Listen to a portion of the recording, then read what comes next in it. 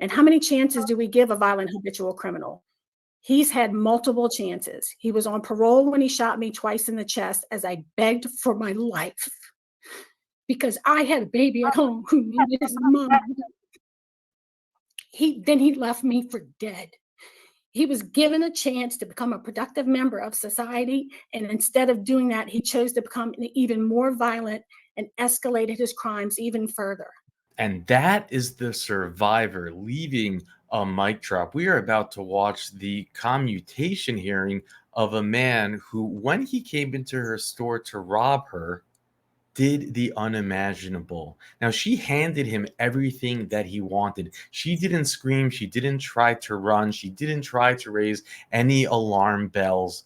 But once she gave him everything that he wanted, he took out his gun and he shot her not once, but twice in the chest. Now, before we watch this hearing, we are going to take a blast to the past, all the way back to 2020. And this whole return of hearing, it is full of surprises. It is full of many of our classics. So let's buckle up and jump in. So, Mr. Triplet, you are Cedric Triplet. Your DOC number is 130130. You were here this afternoon because you submitted an application for clemency. You're requesting for a commutation of your sentence. You are classified as a second felony offender. You were sentenced January 23rd, 1990 for an armed robbery conviction to 10 years. And then as a habitual offender, April 5th, 1999, armed robbery, you received a 49.5-year sentence consecutive. And then again that date, attempted second degree murder, 49.5 years, which is a concurrent sentence. So altogether, your DOC time is 54.5 years. You do have a good time date, which is December 16th, 2049. You're not eligible for parole. You have a full term date, which is October 4th, 2052. Mr. Triplet, is that information correct? Yes, ma'am. Okay, I'm going to turn it to Mr. Roche. Thank you, Madam Chairman. Good morning, Mr. Triplet. How are you? I'm doing all right, sir. Good.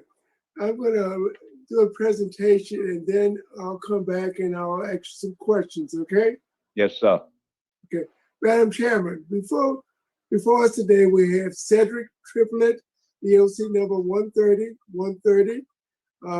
He's here this afternoon seeking a recommendation for a commutation of sentence for the offense of armed robbery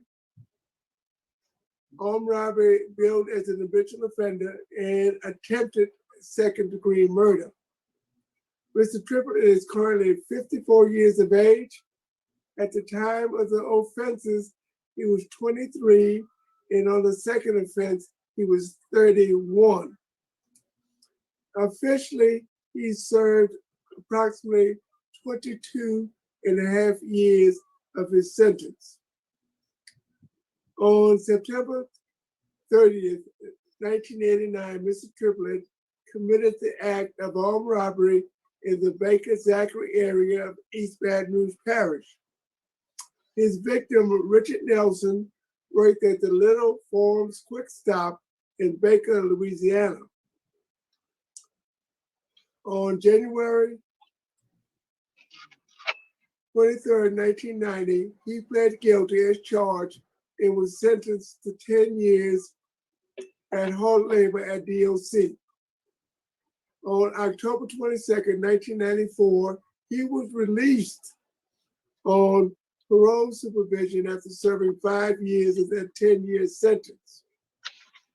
Then on April 27th, 1998, Mr. Triplet was arrested by the Baton Rouge Police Department for armed robbery and attempted second-degree murder of Ms. Dana Bourgeois. This occurred on April 24th, 1998 at the Daiquiri Magic Shop on Florida Boulevard in Baton Rouge, Louisiana. On April 5th, 1999, a year after the offense, he pled guilty to count 1 armed robbery and count 2 attempted second-degree murder. On the same day as he pled guilty and was sentenced, his supervision was revoked. He was on parole supervision at the time of the armed robbery and attempted second-degree murder. His sentence for the habitual armed robbery and attempted second-degree murder was 49.5 years and 5 years left from the original sentence of 1989 offense. His total sentence was 54.5 years. Opposition in this case comes from Judge Mike Irwin of the 19th JDC, the District Attorney's Office of the 19th JDC, the Sheriff's Office of East Baton Rouge Parish, and the Chief of Police of Baton Rouge, Louisiana. The victim, Richard Nelson, the victim of the first armed robbery in 1989, had no comment.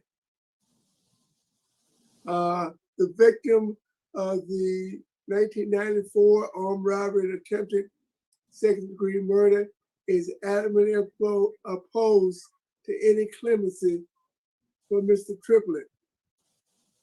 There's also opposition and letters of opposition, email, telephone calls from the family, friends of Miss Dana Bourgeois. The mother of Mr. Triplet is unopposed to clemency for Mr. Triplet. Cedric was born on July 3rd, 1966. He attended Broadmoor High School and dropped out in the 9th grade. Mr. Triplet is a second felony offender with 10 adult arrests on his record. He has a low risk assessment. He has a good institutional record. After dropping out in the 9th grade at Broadmoor High School, he earned his high-set degree in June of 2000 while being incarcerated.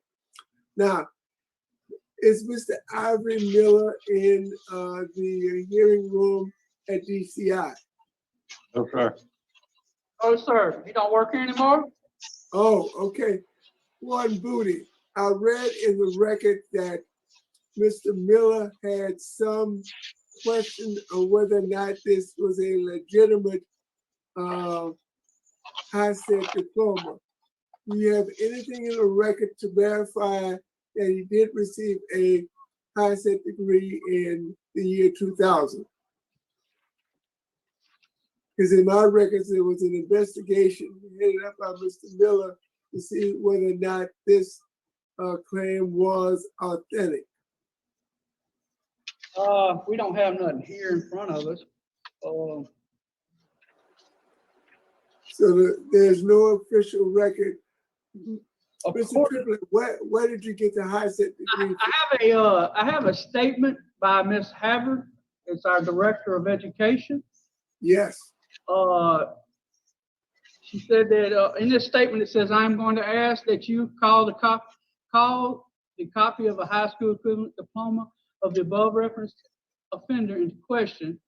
He self-reported that he had not obtained a HSE upon his arrival at DCI in 2009. He tested at the literacy level in 2009 and again in 2014. When we attempted to enroll him in school in 2015, he signed a refusal stating that he was not interested in school.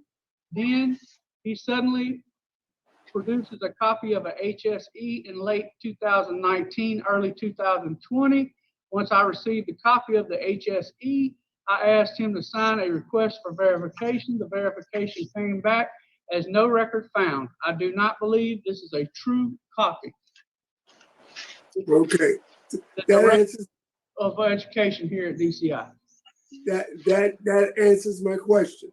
Okay. So Mr. Triplet, where did you receive your high set degree from? In Angola. And DOC doesn't have a record of it. Now I got the record I had when I got it on my folder right here. Okay, okay, we'll move on, okay? Okay. Mr. Triplet Yes, is sir. also, Mr. Triplet has also completed 100 hours pre-release in 2019. Other programs completed are substance abuse, going home, staying home, character counts, anger management, and he works with the Louisiana Prison Hospice Caregivers Conference. Tell us a little bit about your work with the hospice program. Well, I've been dealing with them since my father had died on the streets when I got incarcerated at Angola. I've been doing it up there. When I came to DCI, we had got in the program, so they sent us back to Angola to finish the class. And so I've been working in the firm a while, changing, reading, taking care of people to their last days, like when they get sick, when the doctor give them like 20 days to live or 2 months, we keep them in. You do that at the at DCI? Yes, sir. Okay. Mr. Triplet is also a Pride member, and he has an approved residency plan and employment plan with DMI contractors. Okay, tell us about your transition plan. What do you plan to live if ever released? Sir? Tell us about your transition plan. What do you plan to live and what? Well, I'm planning to live with my mother. You know, she's sick. She been doing bad. The Where blood. did you live? What's the address? Hooper Road, 2020. What the address is? She lives in Baton Rouge. Yes, sir. Off Hooper Road. Okay. And where is the MI contractor? It's off. I got it right here. It's in Baton Rouge, right? Yes, sir. Okay. Thank you. Old Hammond Highway. Okay. Thank you, Mr. Triplet. Yes, sir. Mr. Triplet has a total of 16 disciplinary write-ups in 22 years of incarceration. The last write-up being in 2007, some 13 years ago. Warden Booty, do you have any comments, observations, or remarks at this time? Cedric, I've been knowing him a long time. He's no disciplinary problem. Like you said, he ain't had a disciplinary write-up since 2010. 2010. And he does do hospice work here. If an inmate is going to die, he's up there to the last minute that the inmate is living. And he's just no problem with me here at DCI. His last write-up was in 2007. Yeah, okay. Tell them these don't count. That was on the other Joes. Okay. You're right. Okay. Madam Chairman, I do have a recommendation in this case, and I will share it with my fellow board members at the conclusion of this interview. Thank you, Mr. Richey. Mr. Marabella? Mr. Triplet, how old were you when these offenses occurred? Sir? How old were you? I think you were 23 and 31 when these robberies happened. Yes, sir. Tell me what was going on in your life back then. Were you doing drugs or alcohol? Yes, sir. I was drinking pretty heavy and doing drugs and like I say, I was hanging around the wrong crowd. I kept a good job, you know. I worked at Exxon, Georgia Pacific, Dow. I've done a lot of cooking at Baton Rouge, Luther Barbecue, Cheese, Ben again. I worked at Cleve Willie Time, Montgomery Ward. I was just following the wrong crowd, getting off into the wrong thing. Well, tell me what caused you to commit these robberies. Well, when I've been a guy low on money, and I've been to mess with the wrong thing. The drinking ain't really done when I've been to mess with the wrong thing and don't been to have no money. That's been the All right. lead. Let's talk about your drinking. When did you start drinking? First, how old were you when you first started drinking? I started drinking. I was about 17. And what did you drink? What my drink was? Yeah, what I mean, what did you get? What I did was you drinking start on and what did you end with? I started drinking liquor. All right. Well, I mean, I accept that. What kind of liquor? Alcohol, gin, I mean, beer, gin, Gin. what? Just gin and beer. Seagum Right. gin. How often were you drinking? I was drinking like a gallon a day. Now, you were working a full-time job? Yes, sir. I kept a job. I like wait till I get off and start drinking, you know. So you'd start drinking in the afternoons and you drank what, a whole bottle of gin? Yes, sir. Sometime I go on my lunch break and I drink a little bit and I wait till I get off and finish the rest. What about drugs? Well, What kind of drugs were you using? I was messing with my partner and I ain't never really wanted to mess with drugs. I told him I ain't never shot drugs before. And sometimes I let him leave me in. He'll hit it on my arm sometimes, you know. Sometimes I run away from him because I never did done that. All I done is drink a lot, you know. Okay, let me slow you down. Yes, my question is, what drugs did you start using? Cocaine. All right. Now, how old were you when you started using cocaine? About 17, when the same time I've been drinking. So alcohol and drugs came along about the same time. Yes, sir. You started off with cocaine? Drinking first. Well, I mean, drugs. You started off with cocaine or you started off with marijuana? I started off with cocaine and drinking. How were you taking cocaine? Starting it, injecting it, what? Well, I was injected. I told you I had let my friend, he would put it on my arm, and like I say, I ain't never messed with it that way. So I just let him give me a couple of shots up my arm. Now, this is your friend that's doing this for you? And why did you let him do this? Well, see, I was just hanging around a bad company sometimes. Most of the time I try to stay from around him, you know. Every time you look up, we end up bumping heads again, you know. Now, how old were you? 17, did you say? Yes, sir. Your first armed robbery was how old? I believe I was about 23, 20, 21. Right. So from 17 to 23, you drank every day? You took drugs every day? Well, I pretty much I drunk every day. Like you say, the drug problem, I hit every now and then. Like when I've been a guy with him and hit that, I've been done something else. I don't been to have no been like robbing. No, and I don't been to, been to just the alcohol. It's been, but after I've been to shot the drugs. Besides cocaine, what other drugs did you use? Smoke weed. Okay. Ever do heroin? No, sir. Why were you doing drugs and drinking? I was just doing it and hanging around him. But like you say, I didn't have it to do, you know. Like I say, I kept a job, you know, and he stayed around me because he never had a job. So that's where the money was coming in. And I had a car. My mother had got me a car when I was about 16. So you were doing the drugs and the drinking for fun? Well, to get high, you know. Not just for fun, just to get high. What's going to keep you from doing that if we vote to let you out? Well, I done changed since I come to jail. I done turned back to old Cedric. Like I see what my problem was, drinking and hanging around friends. Cause once I come to jail, I done lost all my friends. They don't want to come see me. All I got 4 kids, 2 girls and 2 boys. So they the only one been come seeing me since I've been down. My friends, all them. I accept that. Yes, how sir. are you going to stop doing drugs and drinking when you get out? Well, the when I world get out, is just as bad as it was, if not worse, than when you went in.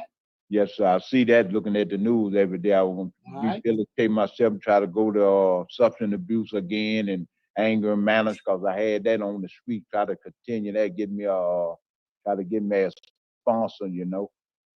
Keep that Tell going. me about your substance abuse in prison. What have you learned about the classes that you've taken to help you stay off of drugs?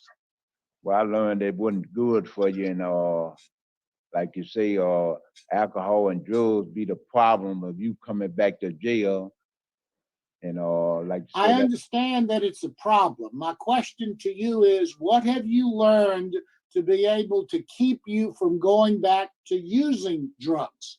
We all agree it's a problem. yes, sir. Yes, sir. So But what have you learned? What are you going to do if you hit the streets and all of a sudden you can't find a job, things start going south, the old partners show up? What are you going to do to stop going back to drugs and drinking? Well, first of all, I'm not going to be around no partners of mine because, like you say, they done left me since I come to jail. Like you say, I done got my life changed with God, you know. Like you say, I go to church. I say I'm going to get a hospice program when I get out, try to give me a van to help a lot of older folks.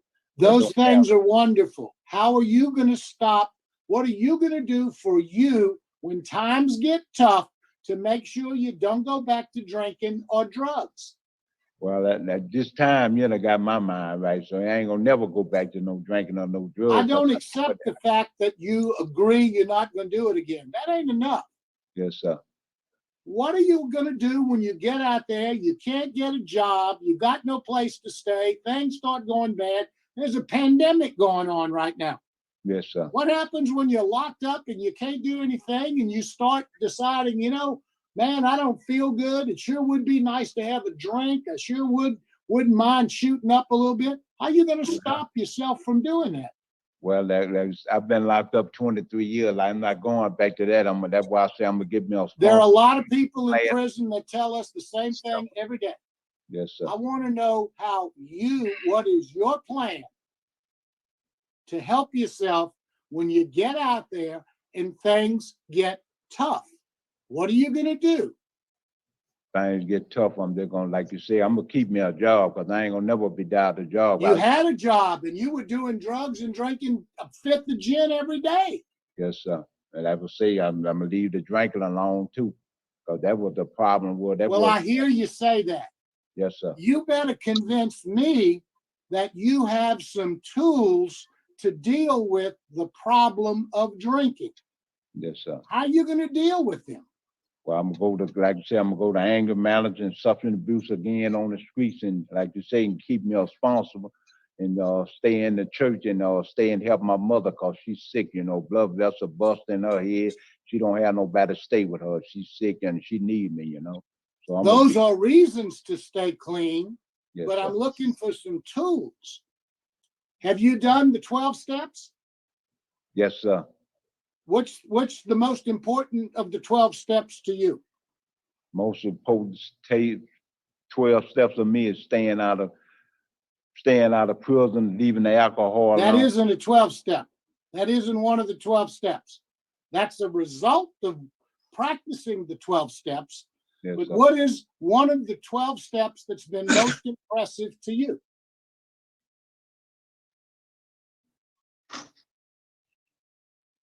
Do you know the 12 steps? Do you know any of them? No, sir. When was the last time you went to an AA meeting or an NA meeting? The last one I went was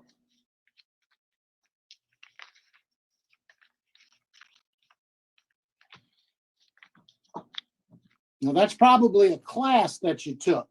yes, sir. Have you ever been enrolled in any AA meetings? Oh, that's been since 2010.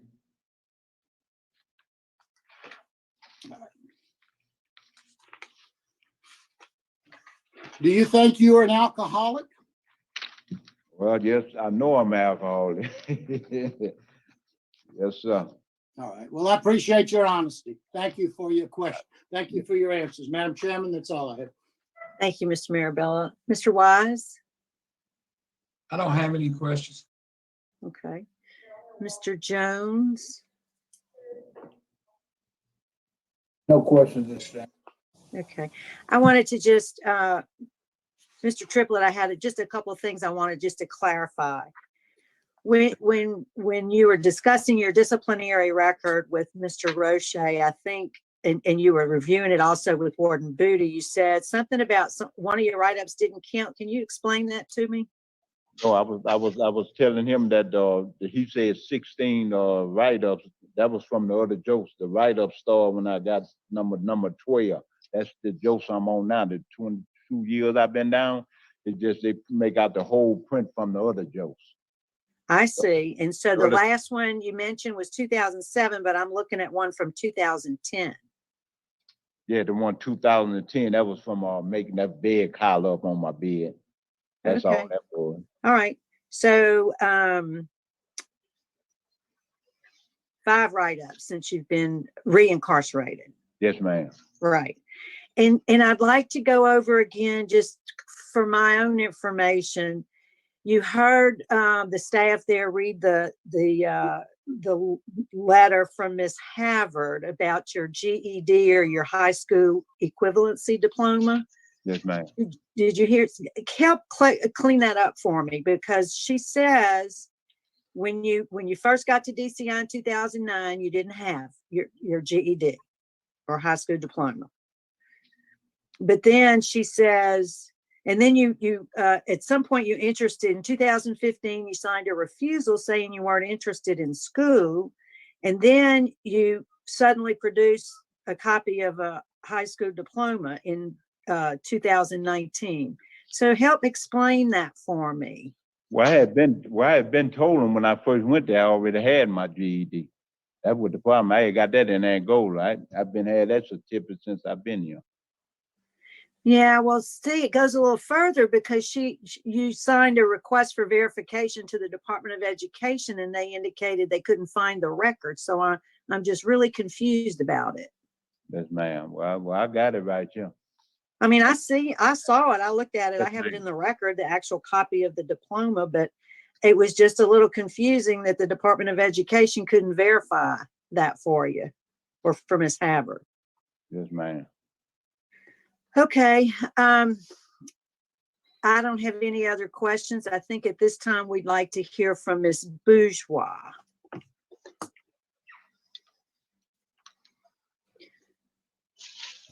There you go. So if you would just, for the record, introduce yourself and tell us what you'd like us to know. My name is Dana Bourgeois. I am his victim. My son, Brent, will be speaking. He's in the same room with me, will be speaking after me. I'm the one serving a life sentence. I don't know where my commutation of sentence is. Why are we here? Why does this violent, habitual criminal get another shot at freedom? Does he actually have to kill somebody to actually serve a full sentence? He still has 27 years left on his sentence. On our plea deal, I made that plea deal in good faith, knowing I would have 50 years of peace of my life. He wasn't supposed to receive any more get out of free jail cards with this plea deal, yet here we are. And if you release him, I promise you, I will be with the family of the person he murders on the news, telling the world how I desperately tried to stop his release and how you had the power to prevent it. This criminal has a long rap sheet, pages and pages. He got arrested twice while on parole before he shot me. The second arrest while on parole was 24 hours before he shot me. This is the criminal complaint. He beat a woman 24 hours before he shot me and was simply released to walk away to try to kill me. There was no parole violation, even after 2 arrests on his parole release. Where would we be today had he been held? We wouldn't even be having this conversation. He's been given a second, a third, a fourth chance, yet he never chooses to use those gifts wisely. He took those gifts and chose to do evil with them. The only difference this time is there will be no witness next time. He will make sure they're dead. That fateful day on April 24th, 1998, this criminal came with premeditated murder on his mind. He came into my work with his work shirt on, with his nickname on it, and his place of employment. He had every intention on killing me because I could identify him. He came with a gun. He intended to leave no witnesses who could easily identify him. He played video poker until all the delivery people left and we were left alone. He placed the barrel of the gun to the back of my head and I heard the hammer click. He demanded the money.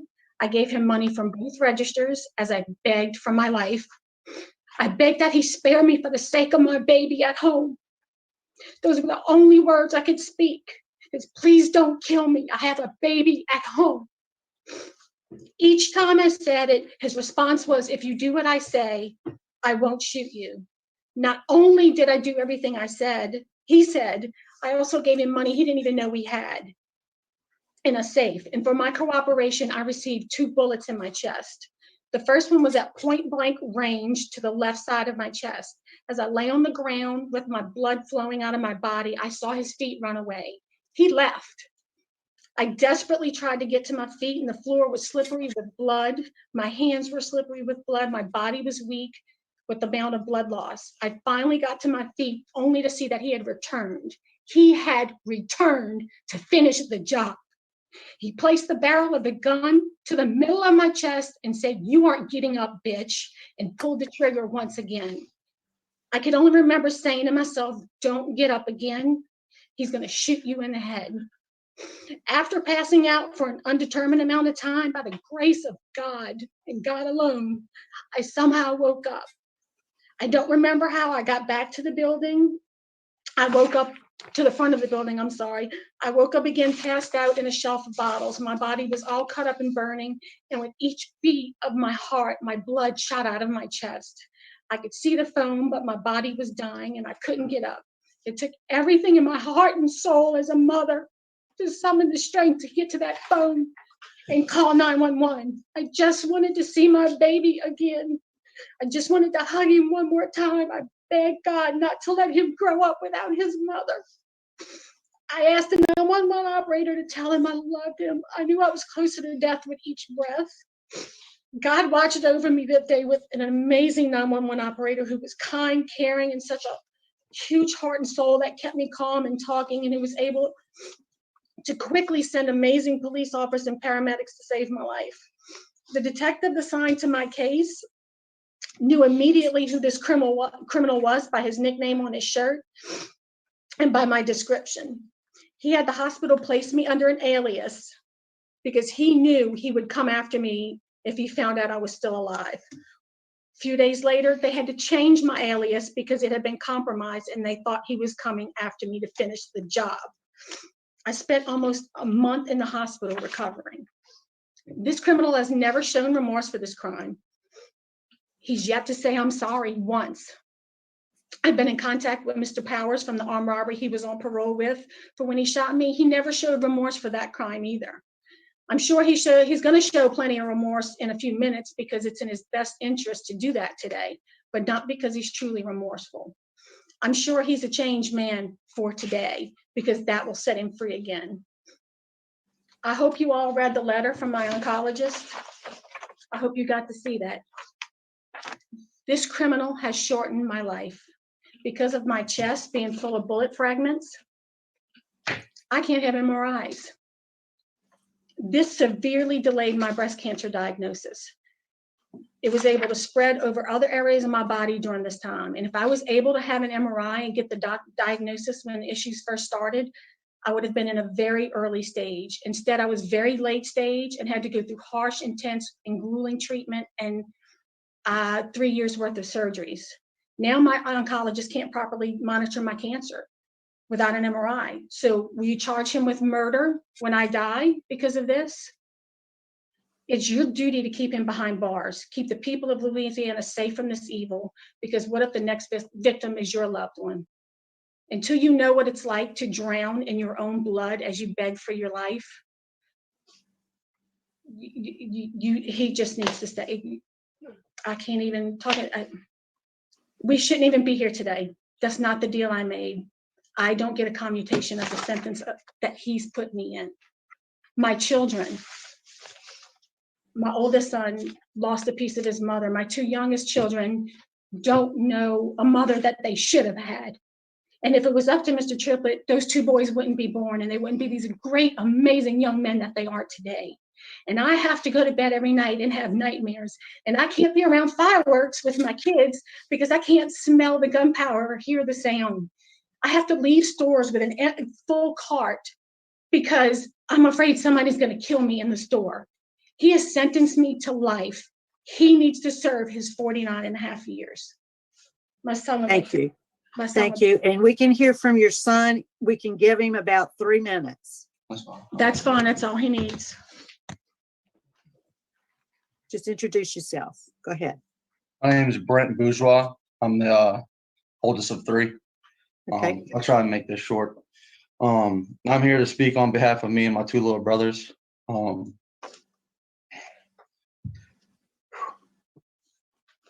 two little brothers who would not be here if he succeeded in what he did.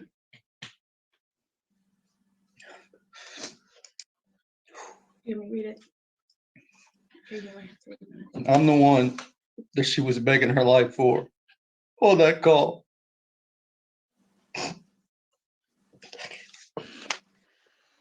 I'm going to finish because he can't do it. Just make See what I'm speaking on behalf of his brothers. We are the victims of this crime. He stole parts of our mother we never got to know. He stole her peace. He stole her safety. He stole the joy of her life. But let me tell you about our mom. She grew up in an abusive home with parents who had drug and alcohol problems. She was on her own at 17. Our father left us at a very young age. We live in a 25-year-old mobile home. We didn't have much, but what we did was have an amazing amount of love and guidance in our lives. She never let our life circumstance be an excuse for anything but success and putting good in the world. My entire life, she has done nothing. She's done everything possible to counteract the evil he put into this world. She works with special needs children. She has volunteered at the animal shelter, Special Olympics. She has transported sick and injured animals to rescue organizations. She's been the room mom at every one of our classes. She held countless fundraisers. She's been volunteer coaching. She's been on booster clubs, and I can continue, but I don't have enough time. She also raised us to make a difference in the world by using our time to volunteer. When it came for college, she encouraged me to pick a profession that would make a difference in the world, not a profession that would make money. I am now a teacher and I work with special needs children. My younger brother is in college right now and he is also becoming a teacher. I speak for my brothers and I when I say that we hope our mother is around for a very long time. Unfortunately, through her actions, her life will be cut short, and when that day comes, the universe will weep for her loss.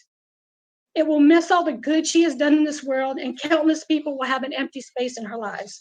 When the day comes that he leaves this world, the universe will breathe a sigh of relief that such an evil force is gone. Thank you. Thank you. Mr. Bro, we'd like to hear from the DA's office, please. Can y'all hear me? Mhm. I'm Frank Bro. I'm with the 19th Judicial District Attorney's Office. Honorable members of the board, thank you all for giving me the opportunity to be heard. This was originally a triangle of an agreement.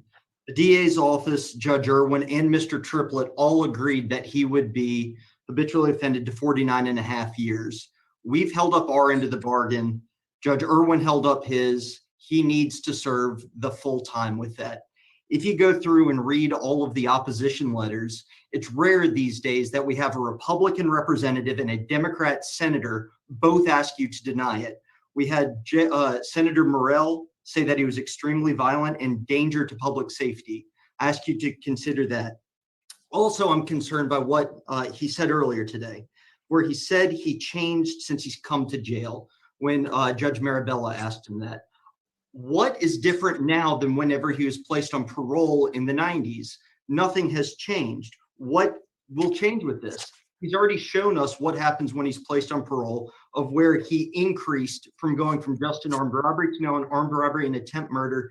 And thank God Ms. Bourgeois is still here today with us.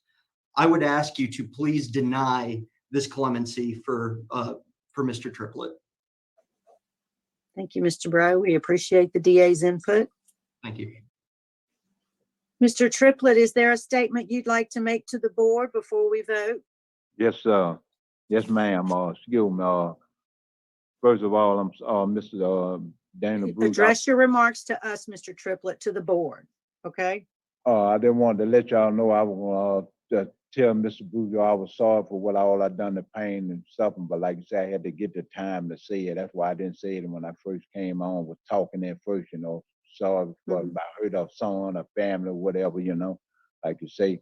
Like you say, I wasn't gonna do nothing bad there, cause like you say, I had turned myself in. The detective that arrested me, I went to school with him, so I already had called and told him anyway. So I wasn't running or nothing anyway. So what I had done when I done to hit the drug, so I had called and let him know, so he the one come got me.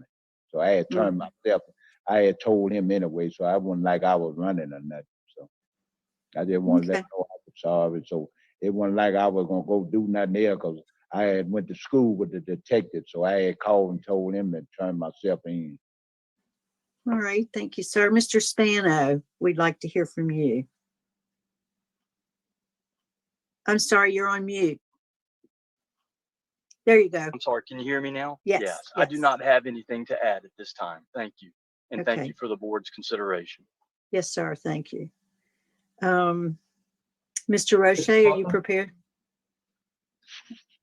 I'm sorry? Yes, Mr. Natsa, we just received word that Mr. Powers would like to speak. Mr. Powers, if you can do it in about 60 seconds, because we've already used up all the time. Go ahead, sir. Yes, I'm just here for moral support for Dana. My situation was a lot different, but I was scared to death when I was robbed, and I'm definitely in complete opposition for him ever being on the streets until he finishes his term. Yes, sir, thank you. Mr. Roche? Madam Chairman, I make a motion that we have an executive session. We have a motion. Is there a second? I'll second it. Second by Mr. Marabella. Can you call the roll, please, Ray? Mr. Jones? Yes. Here. Mr. Marabella? Yes. Mr. Renatza? Yes. Mr. Roche? Yes. Mr. Wise? Yes. So we'll be in executive session momentarily to discuss confidential matters. Stand by. We'll be back in just a few minutes. I think we have everybody back in session. So we are back in regular session, and I do believe the board is prepared to vote, and we'll start with Mr. Roche. Mr. Triplet, you could not articulate to Mr. Marabella your plan for sobriety. You have, did you say a fifth of gin, or did you say a gallon of gin each day?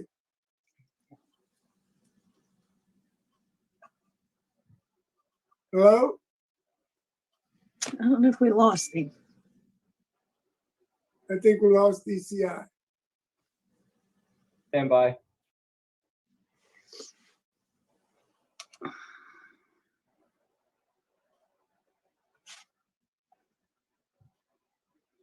There they are. They need to, there you go. Go ahead, Mr. Roche. Mr. Triplet? Yes, sir. As I was saying, that you could not articulate a plan to keep your sobriety. You're a person that consumes a bottle of gin each and every day. I don't know whether it was a fifth of gin or a gallon of gin, but you religiously did that every day, even to when you had a lunch break, you started on your lunch break. Yes, and in order to keep your sobriety when released, you must have a plan, and you could not articulate that plan to Mr. Marabella. I'm still suspect about your claim that you have a HiSET degree. If you did, it would be in the records of Angola and the records of the State Department of Education. You have adamant opposition from the DA's office. You have opposition from Judge Irwin, who was one of the parties in this plea agreement, which you agreed to serve for 9.5 years, and he added the 5 years that you had left from a previous conviction. You Yes, have sir. victim opposition, and based on all those factors, my recommendation to the board is that we deny your request. Yes, sir. Thank you, Mr. O'Shea. Mr. Marabella? Mr. Triplet, Yes, sir. I do want to compliment you on the work that you've done while you've been in prison. Yes, sir. You've accomplished a lot of things. As we have heard here today, the crime that you committed is horrible. Yes, sir. The victims in that case continue to suffer today. Yes, sir. There was an agreed upon sentence that you were going to serve. Yes, sir. We take all of those things into account, but primarily what we look at, in addition to everyone else's comments in everything that happened in the circumstances of the crime, we look to see who you are now, what you've accomplished, and what you will be if we let you out. Yes, sir. You're moving in the right direction.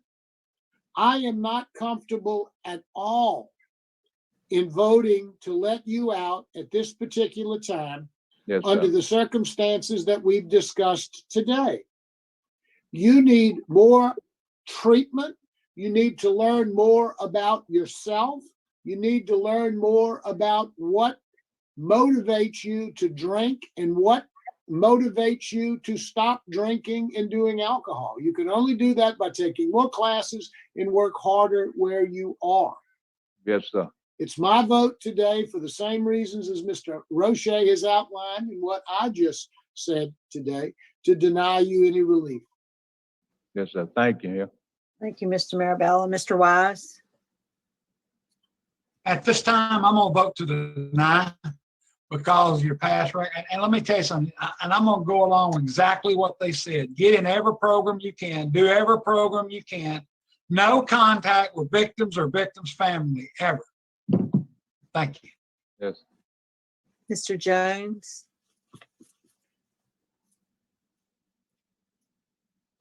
My vote is denied. I concur with my colleagues for their reasons. Okay. And Mr. Triplet, I also agree. I'm not comfortable or confident at this point, at least in what you've told us about your plan to stay sober if Yes, you're ma'am. released. All of your criminal activities seem to surround alcohol. And I think you said you drank half a gallon a day. Yes, ma'am. That's what I got. That's what I thought I did. So that's a serious, but I do appreciate what Warden Booty had to say about you. I do appreciate and thank you for the work that you do in hospice. Not just anybody can do that work. And so thank you for what you're doing there. But Yes, ma'am. today, as of today, your application for clemency is denied. All right. I thank y'all. Enroll in some programs. Warden Booty can help you get in some programs. Good luck to you, sir. Thank you. I thank y'all for allowing me to make it on the board. Yes, sir. All right. And Warden Booty, I think that concludes our business at your facility. So we'll adjourn from DCI. It's 2:18. So they denied. Remember, this hearing was 10/26/2020, and we're going to fast forward to 6/14/2022 to see his next parole hearing. And guess who's there?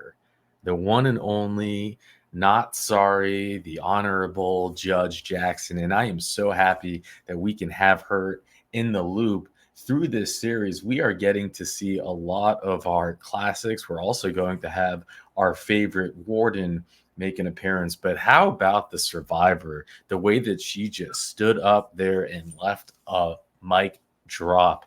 But before I add any more comments, this is a long sequence of events. This is a long hearing. So let's just jump in and see how it goes.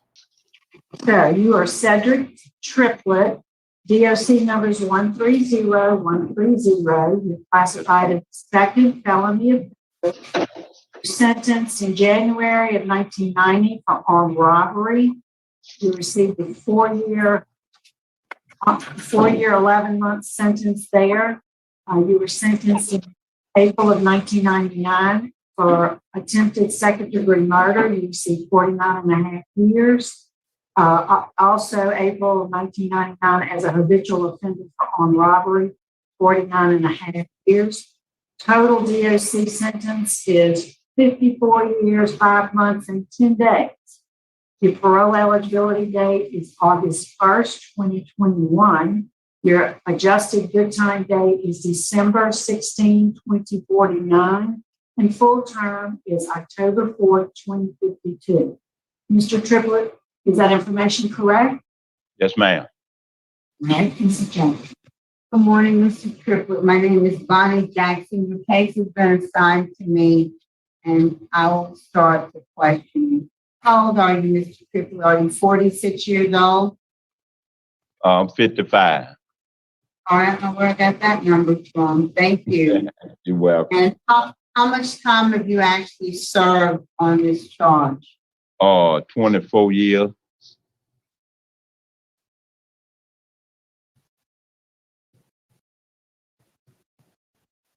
All right, Mr. Triplet, as I reviewed your record in this case, you had a previous conviction for an armed robbery. And you had paroled on that armed robbery in 1989. I'm sorry, the robbery was 1989. You paroled on October 22nd, 1994. Does that sound right? Yes, ma'am. You were scheduled to be on parole until October 1st, 1999. However, before your parole ended on your previous robbery. Is that correct? Yes, ma'am. Now, I'm just going to go over some things with you. Now, I recognize that you were not prosecuted on this, but I show that you had a number of armed robbery arrests in 86. You were arrested for an armed robbery on August 27th of 86, September 18th of 76, August 26th of 86, and those were no bill. But you did plead guilty in September of 89 to an armed robbery where you received a 10-year sentence. You were released after serving about 6. Is that correct? Yes, ma'am. And in 1998, you also had, after your release, you got a DWI where you were you served 6 months parish prison. There was also an arrest for a simple battery in 98. We don't have a disposition. And then in 1998, we have the armed robbery and the attempted first-degree murder for which you are currently serving time. Is that correct? Yes, ma'am. On the date of this robbery that you're serving time for, an attempted murder of Ms. Bourgeois, how old were you, Mr. Triplet? 31. So you were an adult. You weren't juvenile. You weren't a young adult. You were 31 years old, and you had already served term of incarceration for a prior armed robbery. Is that correct? Yes, ma'am. So can you tell us why, after having went to prison for an armed robbery, you again took up, I'll call it that trade, because when I look at the number of times you were arrested, I will know that a lot of times there was no bill because the victim was unable to identify you. But it looks like that was your trade. And I would like to know why, after having served 6 years for a previous armed robbery, did you then go back and pick up where you left off? Well, I just like you say, the other ones I had, the first ones I had, there was a mistake identity on the first one. The other one, what I You didn't talk about the robbery of the daiquiri. robbery of a convenience store in Baker, where you got the 10-year sentence. Yes, ma'am. And then you served your 10 years. And then you got out on parole on October 22nd of 94. And you committed this offense that you're in jail for while you were still on parole. And my question is, perhaps I would think if a person has already served fairly lengthy sentence for an armed robbery, that might have cured them of their tendency to commit armed robberies, but that didn't happen in your case, and I would like to know why. Well, I think it was just hang around around crowd. I had a good job. I was working at the time at Bayou Coating. I was a foreman over there, and I had a drinking problem. I was drinking heavy, and I had the child support people had caught up with me. They said I owed it back pay, and they gone to half of my check, and I had got kind of upset, and I went to drinking a little more, That's what escalated that, and I just went to riding around, just wasn't thinking, the foolish move I made, I ain't had no business really doing it, So I agree with that, Mr. Kipper, but when you say you were with the wrong crowd, yeah, there were 3 of you in the Baker convenience store robbery. In the last robbery, in the attempted murder, it was just you. There was no crowd. You were the crowd. So I'm still trying to understand why, you say you had a good job. You had to pay child support, which you should, you tried. Why that would translate into not only you robbing someone, but shooting her multiple times during the robbery.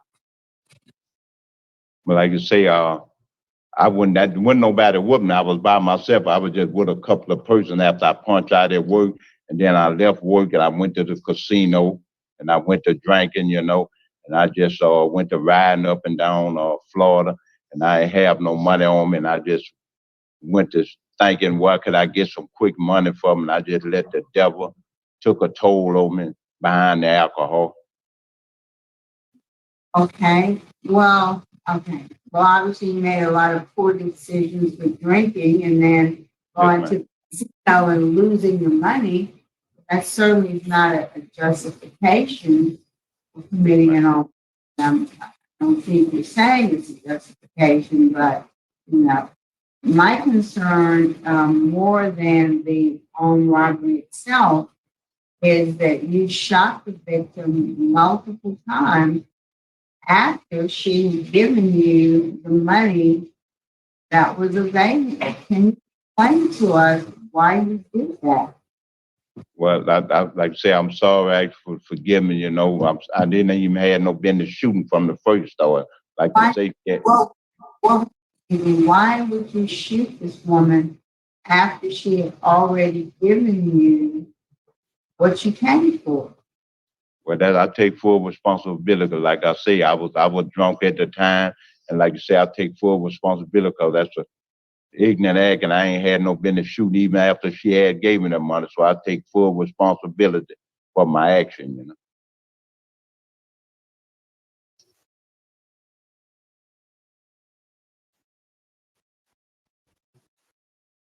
And when you pled guilty to attempted murder and armed robbery as a plea agreement, you received 49 and a half years.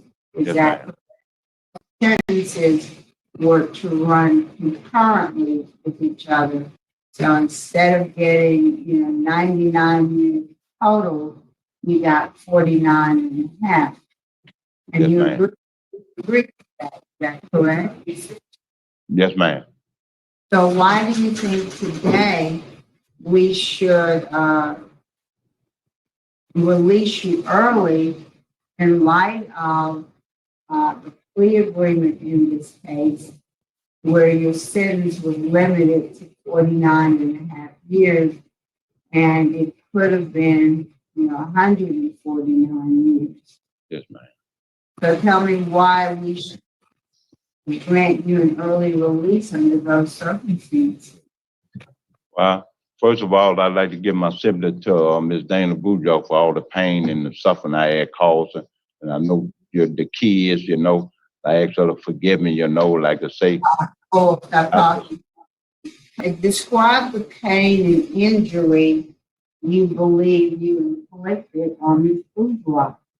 Well, I think she suffered, because I know she's appeared at hearings before. So tell me what you understand her to have suffered as a result of your actions. Well, Lord, about you having kids, and I know she had to go through so much and have to leave the kids at the house, doctor bill, and going through so much suffering, So that's why I feel I went through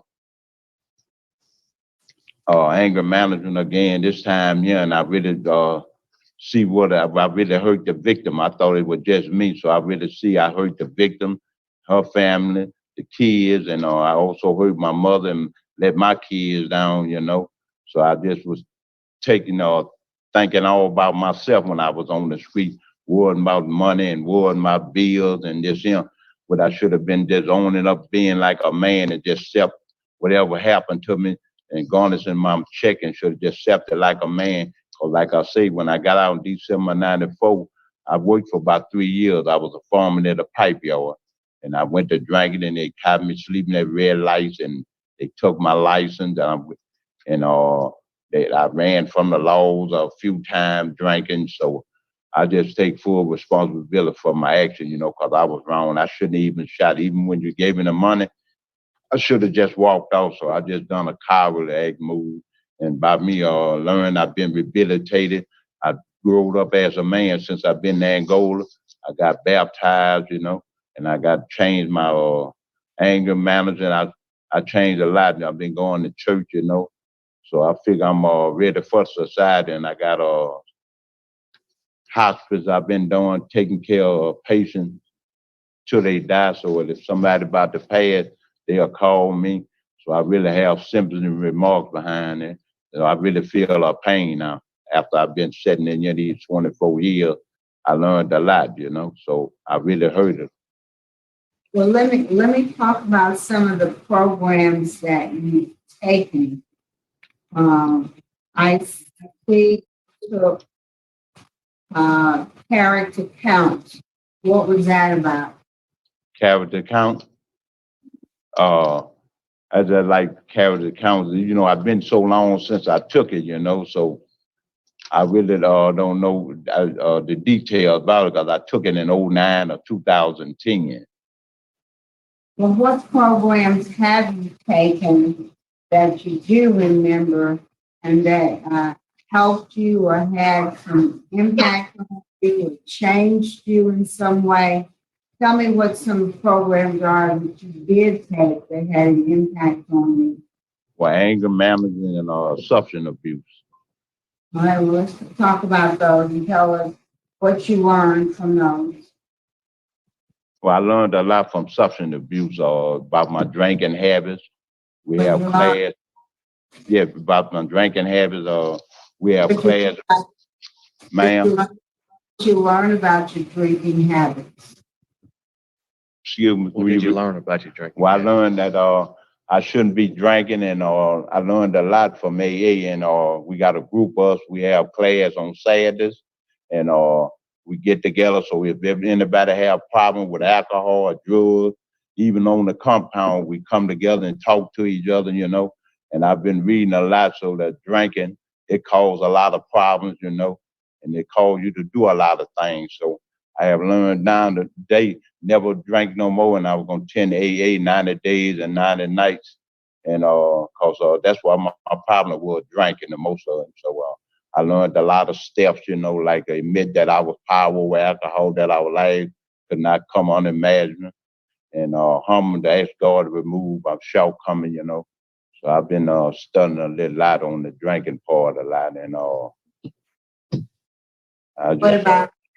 What about anger management? Well, anger management, I learned how to control my anger since I've been locked up. As you can see, the disciplinary. I used to have an anger problem when I was on the street. They had me going to anger management and substance abuse on the street. So I learned a lot how to control my anger, think before I reacted like the crime I done. Now, I was sitting out there in the parking lot. I had time to think, but I would just let the devil get to me, you know. And I had a good job. I was a foreman at a pipe yard. I ain't really no bad guy. Like I say, I know I had a lot of crimes. 2 of them, they got me for somebody else, and the other one I admit to that one too, the one in '89. And like you say, I kept a good job at back when I worked at Exxon, Georgia Pacific. I cooked. I worked at Cleve Willie Tires. I worked at Mirror Steakhouse, Luther Barbecue. I got good trades, you know. It's just that drinking I learned from doing this time here to just let it go. I need to get me a sponsor and just let the drinking go. And what faith-based programs have you completed? I never took the faith-based program. I had written that down. I thought I saw a certificate, but perhaps I was wrong. Pride member? Pride member. Yeah, that's prison rehabilitated through integrity, discipline, and education. And how long? That's a program I had, ma'am. Are you currently a Pride member? Yes, ma'am. I had that since I come to DCI September '09. I've been a Pride member since I come there, and I've been dealing with hospice since I've been here. Like if somebody on their dying bed, they'll call me, and I got 6 other guys. I've been doing that in Angola, and I kept my daddy till he died. He was a hospice patient on the streets, and so that's what I do now. Learn how to take care of people at their last end and treat them to the end and make them feel comfortable as possible, you know. So I learned a lot out of that for behind me, hurting Miss Bujo, putting her through pain and suffering, you know. It took a toll on me, you know, and I learned from the drinking, because like you say, I kept a job out there. It ain't like I never stayed without work. I do bricklaying work. I worked at Montgomery Walls, Cleve Willie Tires. I work on cars. I got experience, you know.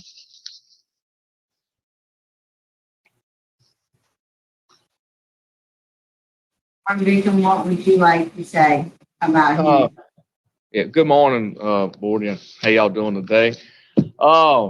I tell you, like I always say, I can only speak to how he is inside of the prison here, and I can't speak to his crimes or what he's done in the past. But as far as inside the prison here, he's been a model inmate. I mean, as you can see, his last write-up was in 2010, which is actually a low court write-up, so it wasn't even a high court write-up. He's been a Pride member since he pretty much arrived here in 2009, and he's always willing to help anytime we need anything with the hospice or dorm cleaning or grass cutting or whatever we need. He's always willing to jump up and help. So, like I said, and like he is a Pride member. We talked about that, and he's also, I know he's got the Parole project, I think, with him, which is always a good deal there. But so inside here, he's been a model inmate.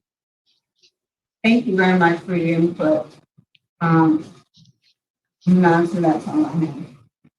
All right, thank you. Mr. Triplet, would you, I just have one question. You mentioned that you went to the casino and you were gambling. Did you have a gambling problem? Man. You have a gambling problem? Oh, no, just a drinking. I was going for the drinks. I ain't had a gambling problem. I was just going for just the drinking. I still got low on money, so I just kept quarters and I was just throwing them in there. And me and the guy got into it. He said, "Sir, I can't bring you the drink like that." I said, "Well, I thought you can bring me the drink as long as I'm putting quarters in there." He said, "I cannot do it." So me and him had a confrontation. He ended up getting the police. He ended up escorting me off there. When I got off the boat, I made it right under the tunnel or the parish. I mean, it's yes, City Parish, and they caught me sleep right there at that red light. So you were going to the casino for the free drinks, what you thought were free drinks? Yes, ma'am. Okay, I don't see any other questions. We'd like to hear from the folks here in support. We'll start with the Parole Project. Good morning, Kerry Myers, Louisiana Parole Project. I think as you can see from the warden's comments and Mr. Triplet, 24 years has made a significant difference.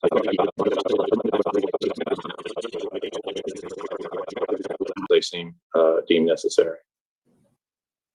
Thank you. Ms. Horn?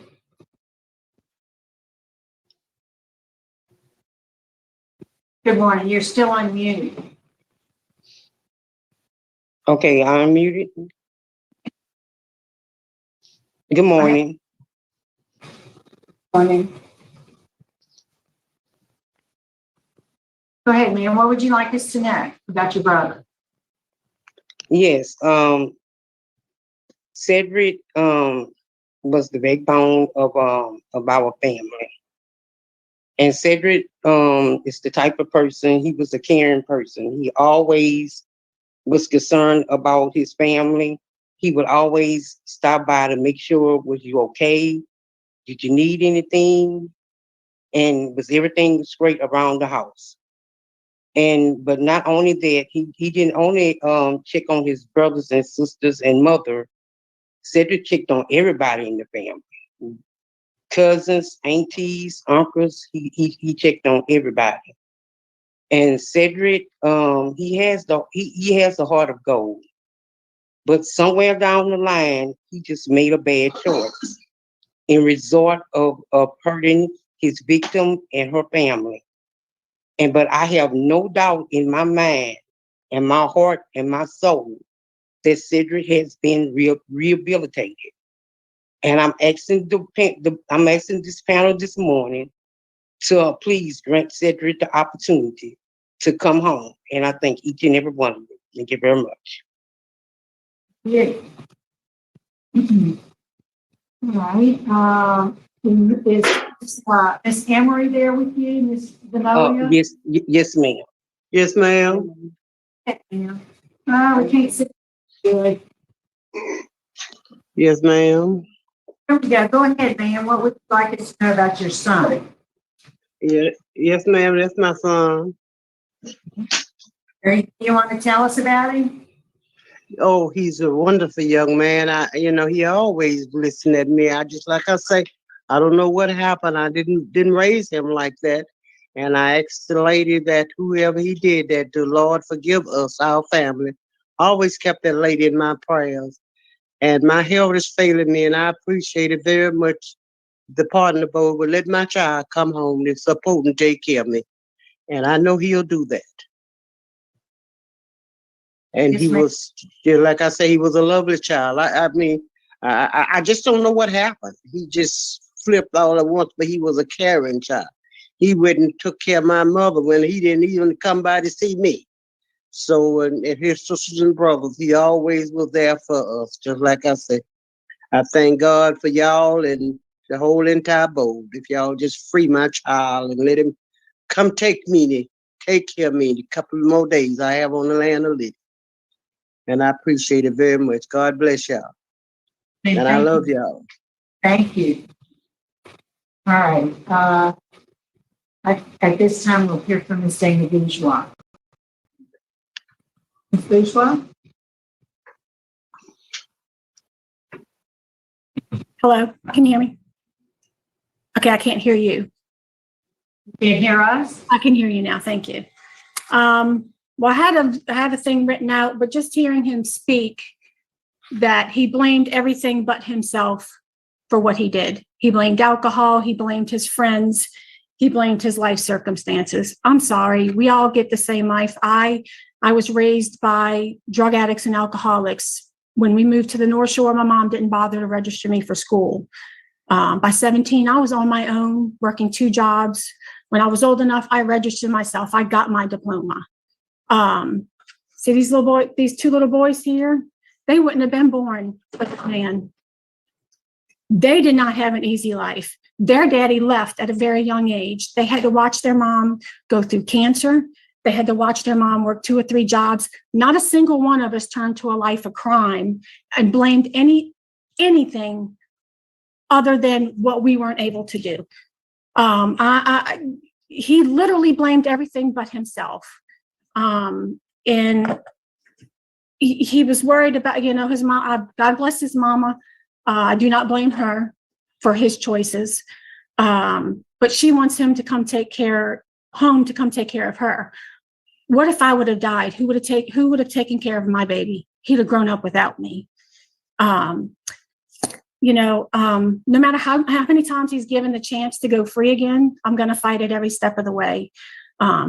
Because next time I will have to stand next to a family, because the next time he's going to kill the victim, he is going to make sure they are dead.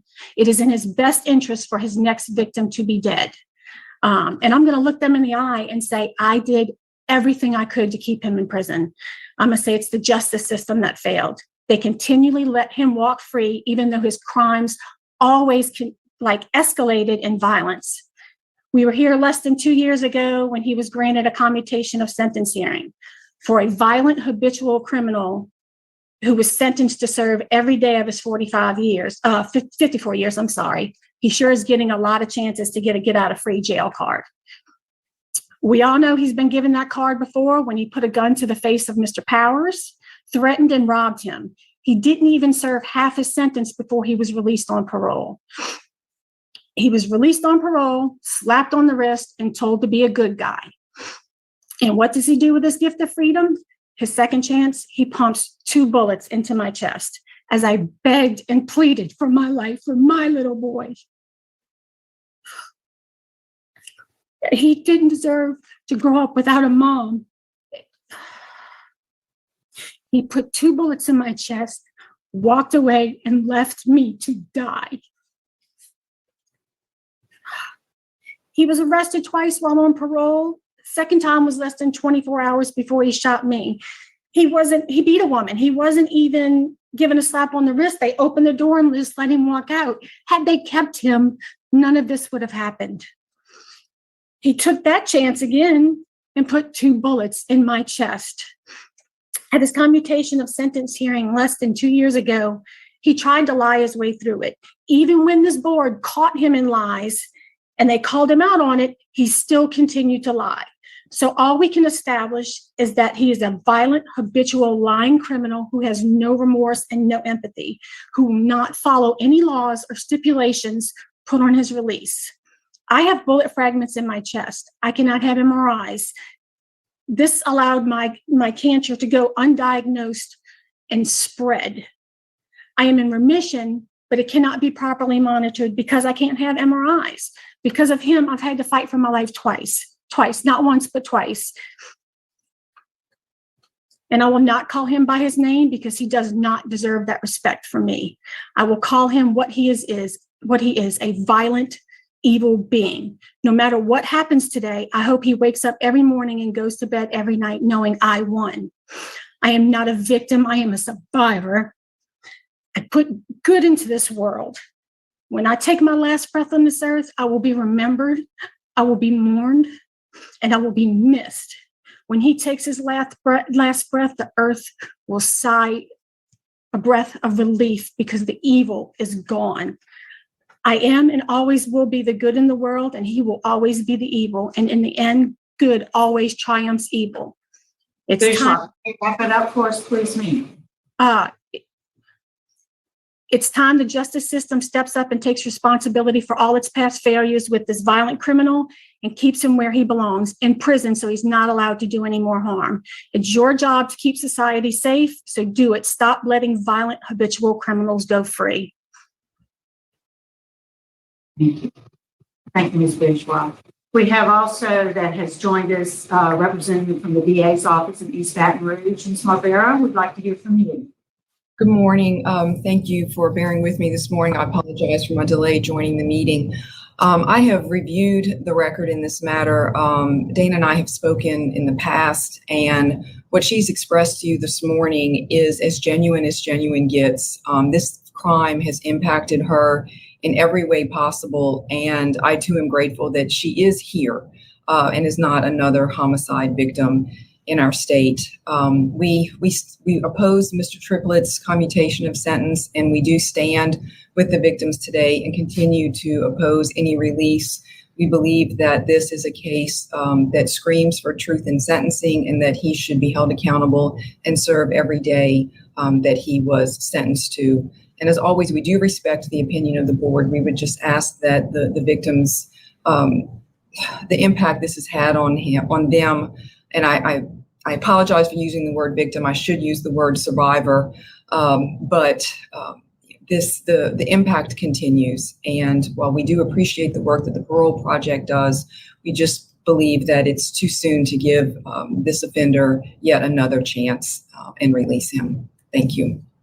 Thank you. All right, Mr. Triplet, is there a statement you'd like to make to the board before we vote?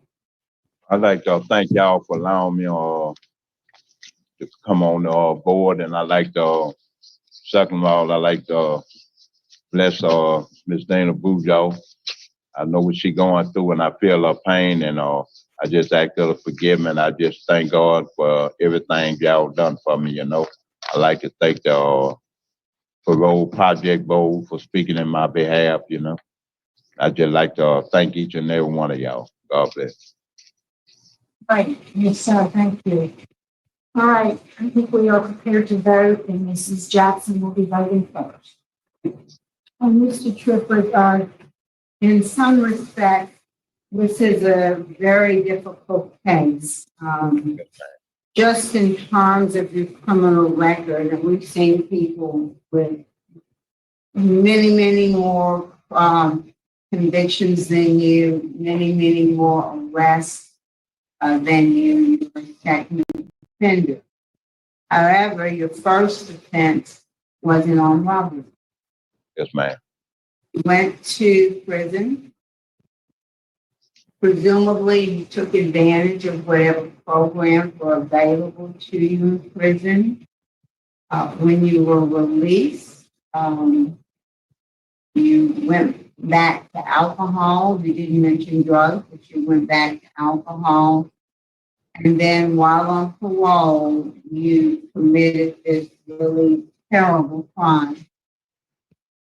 A lot of times when we see crimes like this, the person committing the crime may be late teens, early mid-20s, but you were a 31-year-old man. You were not an impulsive teenager. You were a 31-year-old man.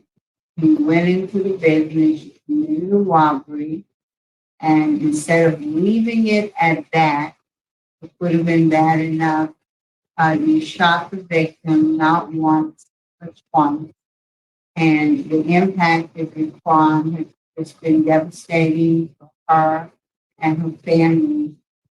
You have done some good things during your term of incarceration.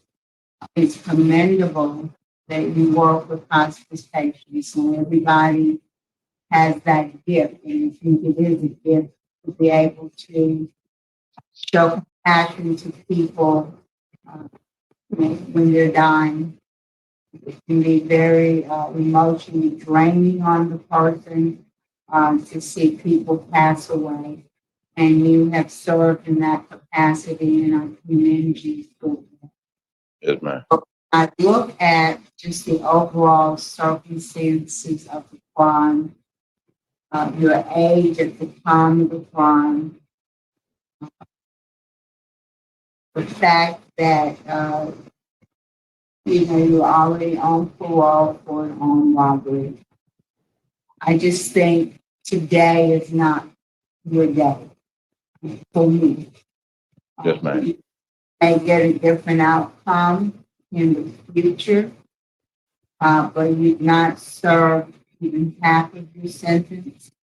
And so for me, today is not the day, but I'm going to encourage you to continue to do the things that you're doing. As Mr. Myers said, you did those things even before you thought that you would have a possibility of being here today. And so that means you did them for the right reasons. So I want you to continue to do those things. I want you to continue to serve in the capacities that you serve. And the day will come, but it's not today. Thank you, Mr. Thank you, Mr. Freed. Mr. Triplet, I do echo what Ms. Jackson said. You're doing wonderful things inside. But I also want to thank the victim for showing up today so we can get your perspective. And I think you need to take some victim awareness classes. I don't think you truly understand how much, that this lady has suffered and her family has suffered, plus law enforcement opposition. So I'm going to vote to deny. All right, Mr. Triplet, I do agree. Today's not the day for you. I commend the work that you're doing. Gordon Bickham has said you're a model. You do great things there. Continue doing what you're doing. I do echo Mr. Freeman and do encourage you to seek out and take some victim awareness classes. My vote today is to deny because of the opposition that's been expressed here today, and that's in the record. Also, opposition to law enforcement. But keep working hard. You'll have another opportunity. Good luck to you, sir. Yes, ma'am. Thank you. All right, Sid.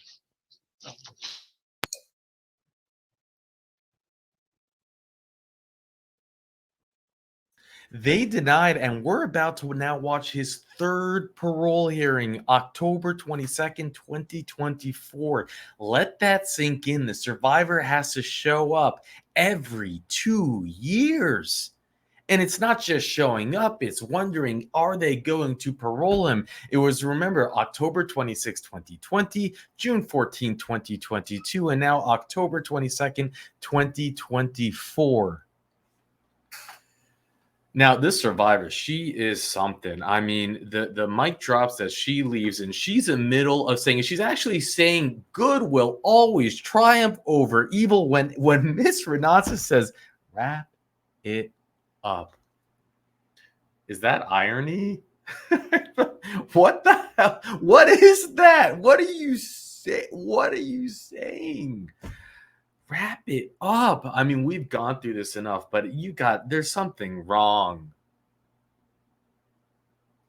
We just listened to these like rainbow and butterfly statements from those in support. We had to go through Carrie Meyer. We had to go through Mom. We had to go through, was it his sister? He's the pillar of our family, the backbone. He's a good boy. And we're listening to this stuff. And now the survivor is laying it all out in a thought out, in a drawn out, in a beautifully scripted yet authentic, powerful statement. And Mr. Natsa has to say that it blows my mind. I think it blows many of your as well. But enough of me screaming about this. We're going to go watch the 2024 hearing.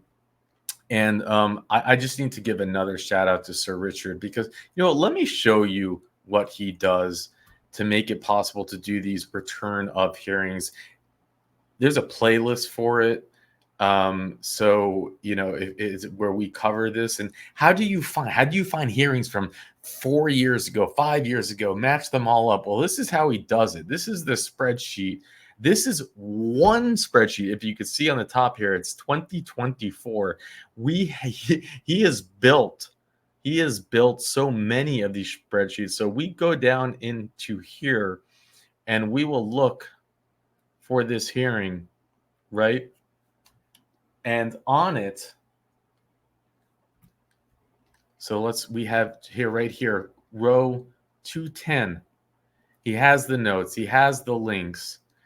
He also has then this to show that there was a hearing 2020, this to show there was a hearing over here. Then we click this, and it takes us to another tab. This is another spreadsheet. Then this spreadsheet, we would click into this row right here, and we'd click into another spread tab. And this takes us to this spreadsheet. And as you can see, On row 164, where it's tab, if you look in the bottom where all these tabs are, this is just insane. This is what's, look how many rows there are just on this single spreadsheet. 1,688, not spreadsheet, one tab on this one spreadsheet. So as you can see, the work that goes into this, I don't know how Sir Richard does it, but he does it because it's his passion project. He does not make a penny doing this. He actually is doing this through a lot of pain. His beautiful wife is there supporting him to do it. But it's, I don't know. I felt we needed another shout out there. And then one more shout out to our mods who are just the best. Okay, let's take a deep breath. And I haven't yet seen this hearing. I haven't seen it. I haven't looked at Richard's notes. Richard just finished recording it actually while I was putting this one together. So I don't know what to expect. So I'm giving you off that I have no idea I haven't seen it. I don't know who's gonna show up. And with that, let's jump in. Good morning. We're Mr. Triplet, would you introduce yourself? Tell us your name and your DOC number. Cedric Triplet 130130. Okay, let me introduce the panel to you. My name is Cheryl Renatza. Seated to my left is Mr. Chucky Tillis, and to my right is Mr. Danny Barra. We are your parole panel today. And I represented this morning by counsel, and I'd ask counsel to introduce your team. Good morning. Robert Lancaster with LSU Parole and Reentry Clinic here today representing Mr. Triplet. With me is Hannah Lewis, who is a second-year student at the Law Center enrolled in the Parole and Reentry Clinic. She's not certified under Louisiana Supreme Court Rule 20, but she did assist in the preparation of this hearing. And if the committee deems it appropriate, she is prepared to make a statement in support. Well, we would like her to do that for us at the end of our interview. Also here in support, we have Mr. Myers with the Parole Project. At DCI, we have relatives in support. Vanoia Emery, Kendrick Emery, Jimmy Johnson, Melinda Ringo, Neffany Harrison, Sheila Horn, and Antoinette Jackson. And for those of you who indicated you'd like to speak, we'll call on you at the appropriate time. Here in opposition, on Zoom, we have Ms. Dana Bourgeois and the representative from the District Attorney's Office, Ms. Tracy Barbera, and we'll call on them for their remarks also. First, Mr. Triplet, you've done this before, so and you know the process. Yes, so ma'am. I'll be identifying information into the record for the record.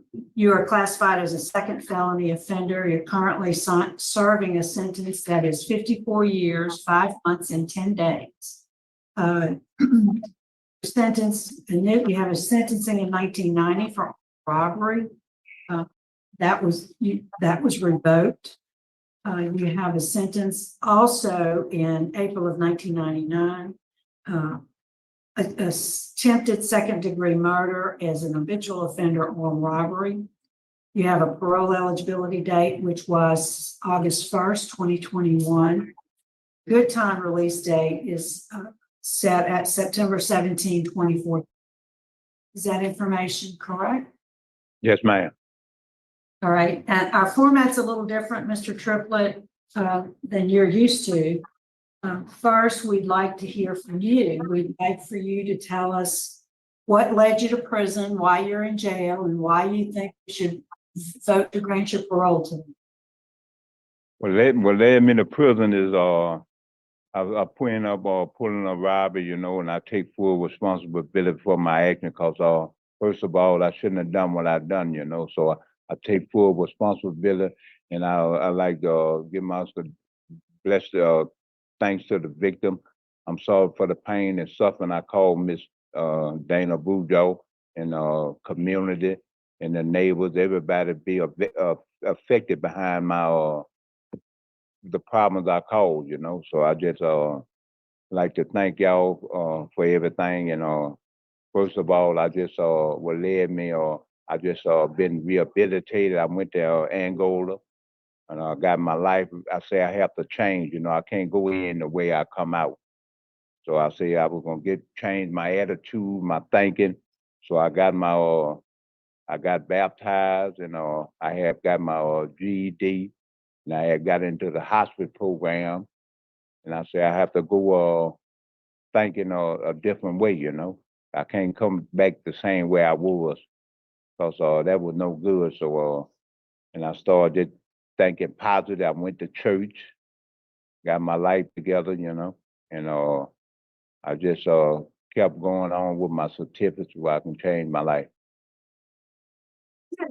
All right. Ward Turner, what can you tell us about Mr. Triplet?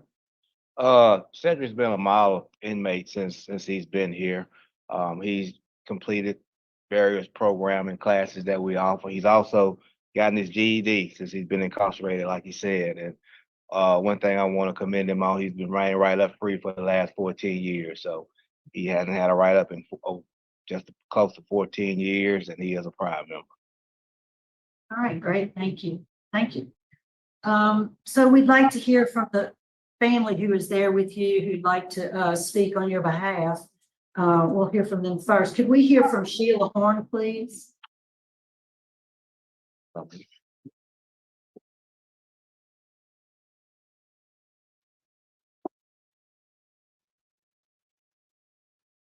Good morning, board. I am Cedric's sister Sheila. I drove 6 hours from Texas to tell you that my brother was wrong for what he had done. My heart and prayers goes out to the victim in this case. I also came here to ask you for forgiveness. Please forgive my brother for what he has done. My brother has spent over 20-something years in prison away from his family. Our mother is 84 years old. Please give her the opportunity to see her son walk out of this prison. Let me tell you something about my brother. He has a heart of gold. He is the type of person who always concerned about his family and friends. He would be the one to check on everybody in his family. And when he went to prison, he still checked on everybody. When inmates call, the call say, you have a collect call. When Cedric calls, the call say, you have a free call for Cedric. He takes his money to pay for the call. I have no doubt in my mind that he has been rehabilitated. And please give him the opportunity to re-enter back into society and to become a productive citizen again. And I thank each and every one of y'all for your time. And y'all have a good day. Thank you, ma'am. Thank you. Thanks for driving all that way. Appreciate it. Miss Antoinette Jackson, please. Good morning. My name is Antoinette Jackson. I am Cedric's oldest niece. I've come here today pleading with you guys for the release of my uncle, not only just for me, but our entire family. We understand and we do acknowledge that what Cedric did was wrong. And we also understand that he did something that put somebody I'm nervous. That just hurt someone else. We acknowledge that. But he is also a person that has come a mighty, mighty long way. From the time he entered, he's always been the one that, took care of everyone or saw everyone. But I have noticed a difference in these last few years, just in coming up here for business, that his attitude has changed tremendously. He caters to us when we come, when we come to sit. It's trying to make sure that we have the things that we need when we're here. I know he's been through countless programs. He's done various hours. I'm exceptionally proud of the fact that he's able to get his GED and that he's been baptized. He's always been one to maintain and hold a steady job. So I have no doubt that with the project that he's with, that he will gain employment and become a productive citizen. My prayer is just that for these upcoming holidays, it's been years that for Thanksgiving and Christmas, we have huddled in a circle. And my grandmother says this wonderful prayer, when she puts all of her children in his prayer, but there's always a little extra for him because he's not there. And my prayer is that this year that he gets to hear it himself, as opposed to feeling it, that he actually gets to hear the words come out of her mouth. He is in that circle with us. It's all right. I thank you for your time. I appreciate you giving us this opportunity to express our feelings. And I do want to say to the victim in this case that we are so very sorry. Thank you. Yes, ma'am. Thank you. Thank you for your time. Mr. Myers, Parole Project. Good morning. Thank you again for letting me speak. This board to grant his release under any conditions they would seem appropriate today. All right, good. Thank you. All right. At this time, we'll hear from the opposition. Ms. Dana Bourgeois. Is she on the line with us? Yes. Yes, ma'am. How do I do that?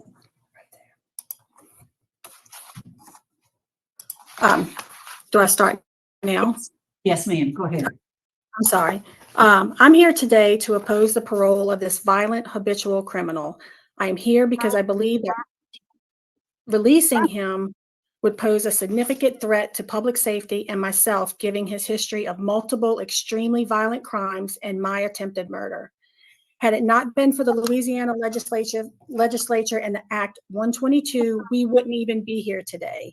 We both agreed to the plea deal that he was be sentenced to 49 and a half years for the savage and homicidal crimes against me, and to finish the other 5 years he had on his parole for a previous brutal armed robbery. The sentences were to be served consecutively and without parole, instead of the possible 99 years he could have received at trial. Besides the fact that he shouldn't even be up for parole for this heinous crime, he hasn't even served half of his time yet.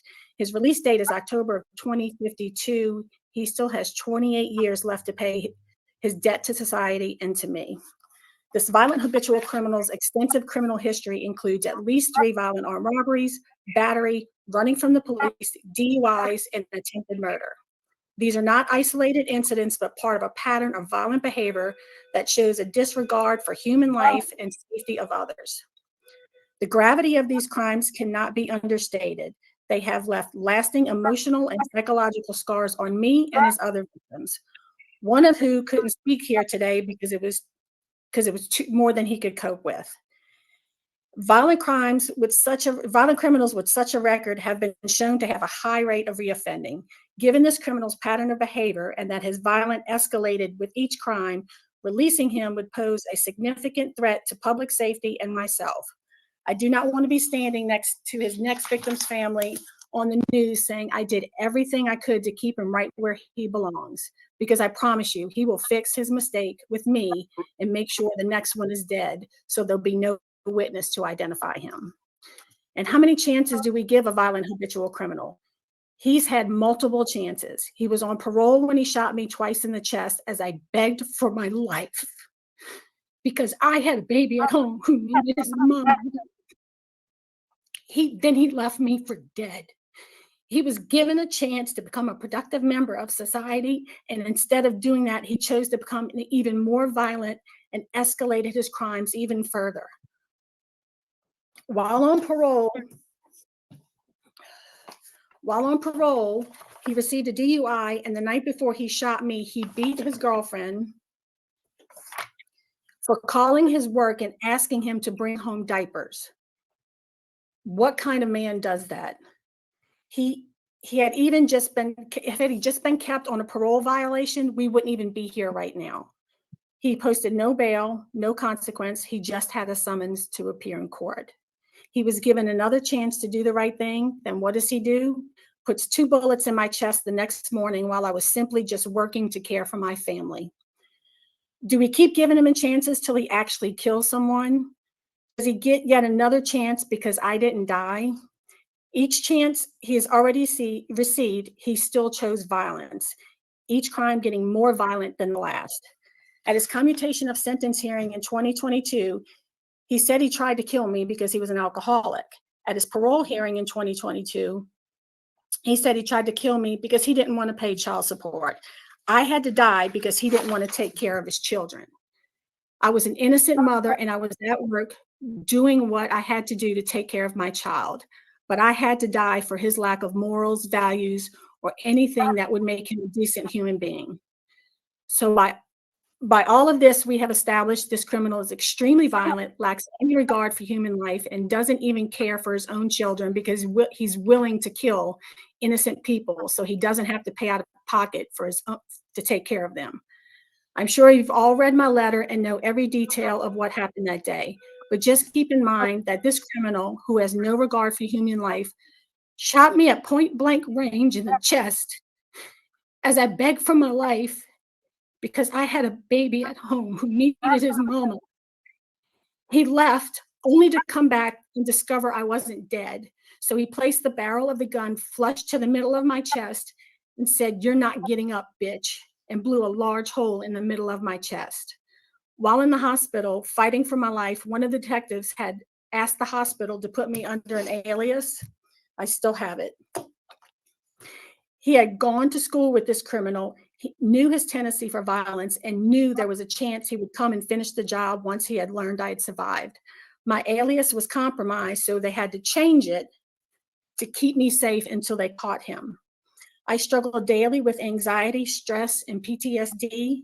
This has affected every aspect of my life. I lost simple things in my life with my family. I can't be anywhere I do not feel safe. I work for a public school system and we consistently do active shooter drills. Each time I sit among the students, I have to put on a brave and calm persona. I can smell the aroma of gunpowder each second we sit there in hiding.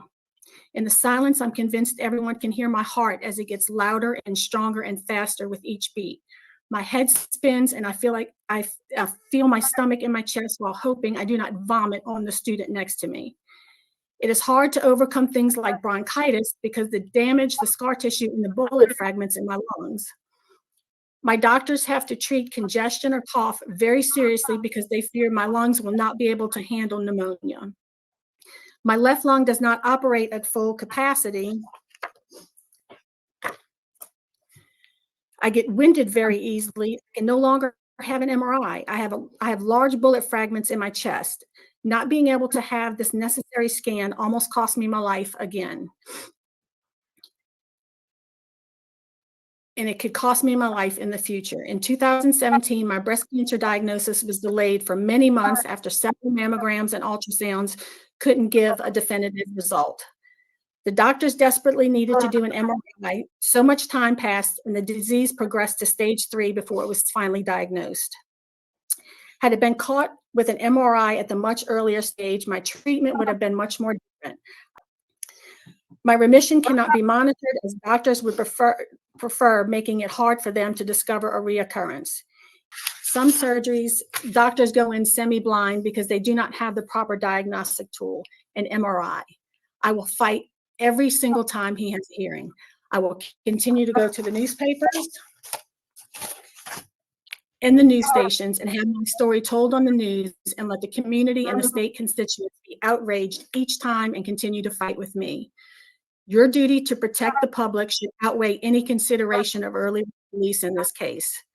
I believe that releasing him would place the community and his past victims at risk, including me. His past actions demonstrate that he is capable of extreme violence.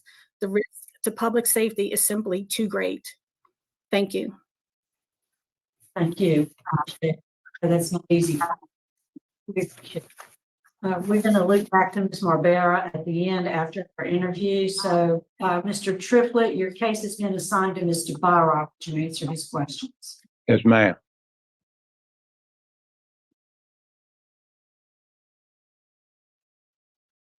Why did you think you had to shoot Miss Bourgeois? Excuse me, sir, I didn't hear you. Why did you think you had to shoot Miss Bourgeois? Why did you do that? Could have just left like you did the last time. Yes, sir, you're right. I take full responsibility for my action. Why'd you do it though? Well, I shouldn't have done it. Like I say, I take full responsibility for my action, you know. That's the only question I have. Any questions? All right, Miss Lewis, would you want to make your presentation? Ma'am. Good morning, members of the committee. My name is Hannah Lewis, and I'm a second-year student with the LSU Law Parole and Reentry Clinic. I've been assisting Cedric in his preparation for this hearing today, and alongside me is my supervisor, Robert Lancaster.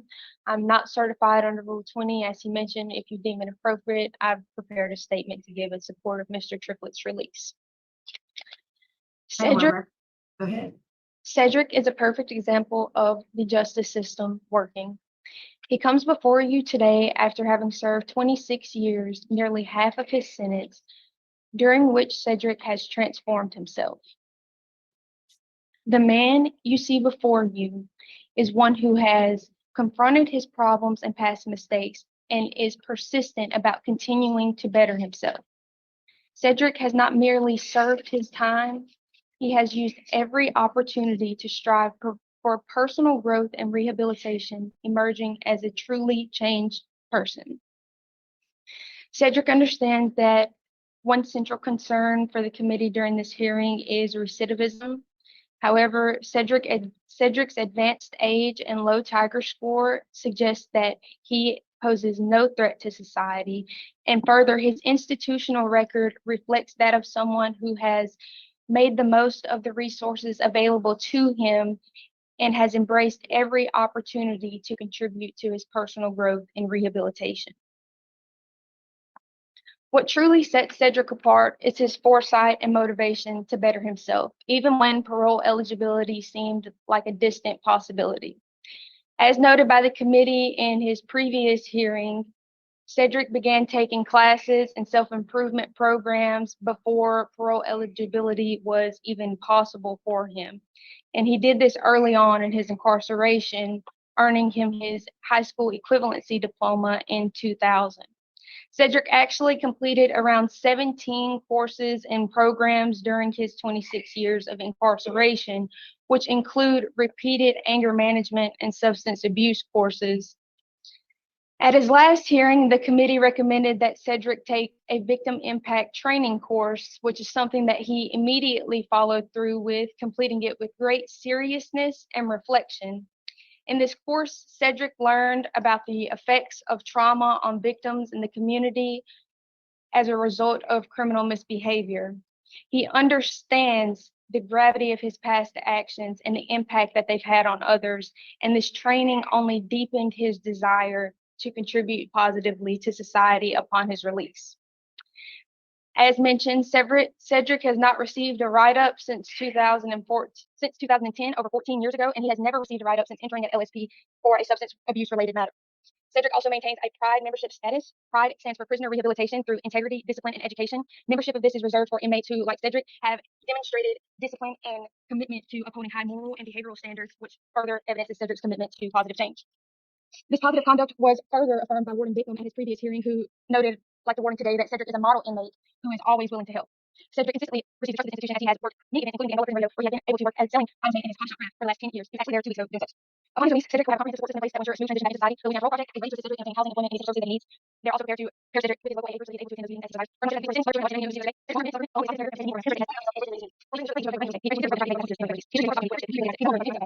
Cedric not have an excuse for the crime that he committed. He does not evade accountability, but rather takes full responsibility for his wrongful actions. And as I said, he is no longer burdened by that tainted mindset. He has rehabilitated and transformed his mind. He has a new thought process and has learned self-control to a degree that he will be able to effectively re-enter society. For these reasons, Mr. Triplet prays that you will grant him release and thanks you for this opportunity. Thank you. Yeah. Very well done. So we'll ask Ms. Barbera to close it out for us, please. Thank you, Chairman Renata. Again, Tracy Barbera is a representative of the District Attorney in the 19th Judicial District. Once again, there is nothing more I can say about the impact of this crime upon the victim. Dana Bourgeois is an extremely strong woman, and she is a true survivor. I simply would like to point out that Dana mentioned that he could have received 99 years for this crime. Actually, he could have received 198 years as a second felony offender, double the maximum penalty for armed robbery.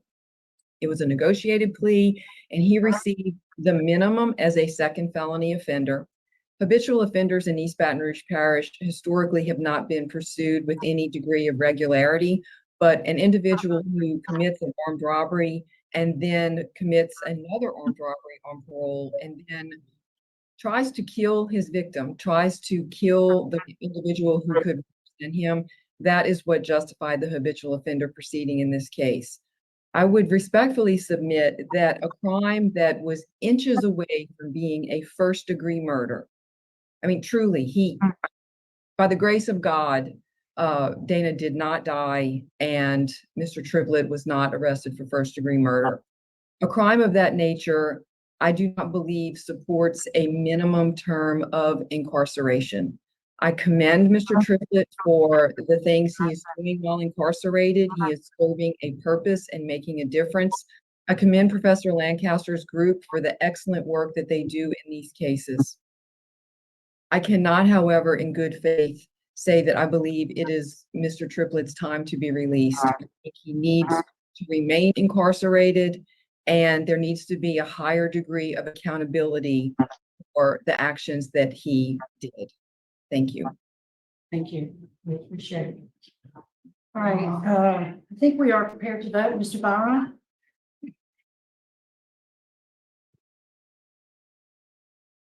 Today, I'm gonna have to vote to deny parole based on the heinous and serious nature of the crime and the victim being shot multiple times, your long history of armed robbery, habitual offender status, strong victim opposition, and law enforcement opposition, who wrote notes in their letters that said half of a sentence is not enough time yet.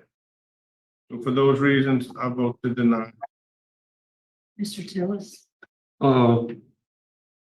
I commend you for trying to better yourself, and I hope you continue to. But at this time, I think you need to serve more time, and my vote is to deny. All right, Mr. Triplet, I was impressed by what Warden Turner said, that you're a model inmate, and so excited that you were able to get your GED, which you make a difference in your life. I made a note that you have served as a hospice volunteer, and you know that's an easy thing to do. So I commend you for that. I do. I think you have come a long way. But I heard Ms. Bourgeois loud and clear, and the DA, that you had a negotiated plea agreement you agreed to. And so I don't think today's your time. My vote today is to deny your parole based on the opposition and the plea that you agreed to. So today, sir, your parole's been denied. Good luck to you. Stay the course. Stay the course. Thank you. Thank you.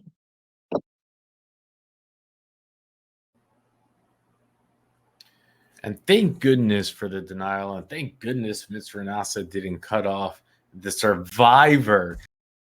And although she might have wanted to have rushed up the attorney in training, and I thought that that was epic when we had our veteran Tracy ADA throwing that mic drop to say to the attorney in training that no, actually what you said is wrong.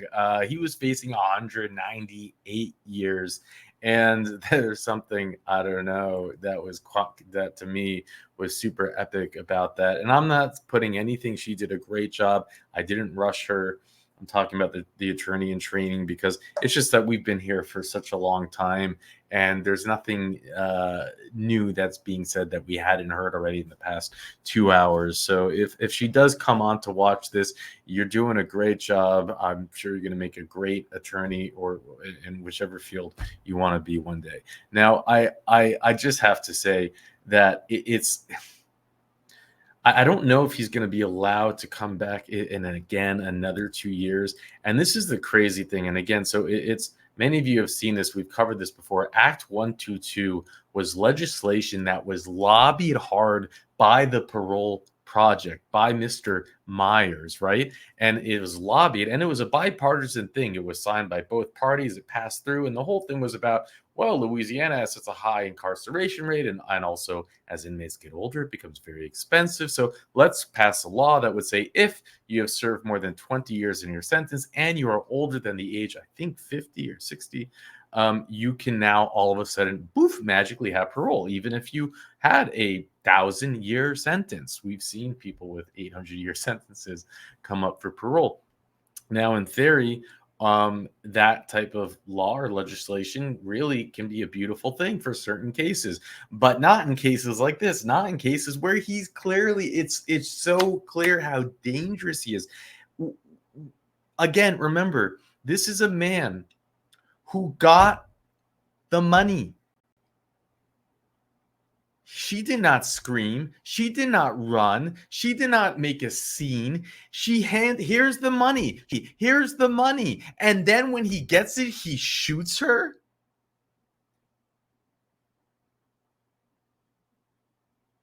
You can't, and then this is his third parole hearing. This is 2, 4, 6 years of being able to, what is he going to say with all the support of the parole project and this aid and that aid and this person and that person, and he can't even take the time to have a scripted answer to when they say, well, why did he do it? I don't know.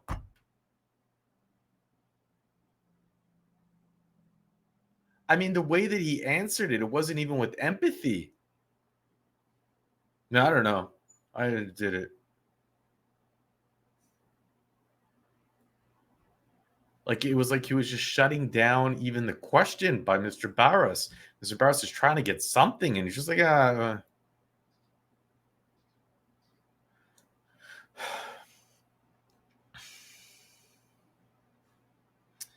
it's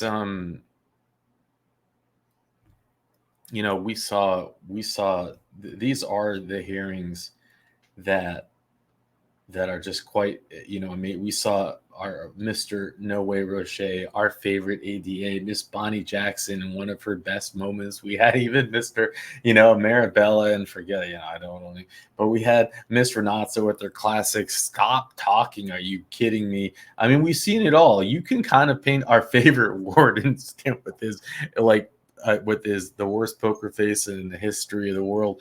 And then, of course, our survivor that with a mic drop after a mic drop after a mic drop after a mic drop, and the surprise entrance at the end. I didn't see her. I was like, where is she? Is she coming? And we had Tracy with the surprise entrance in the middle. And it just, I feel like if you needed to share someone, what is a Louisiana parole hearing or process like, this one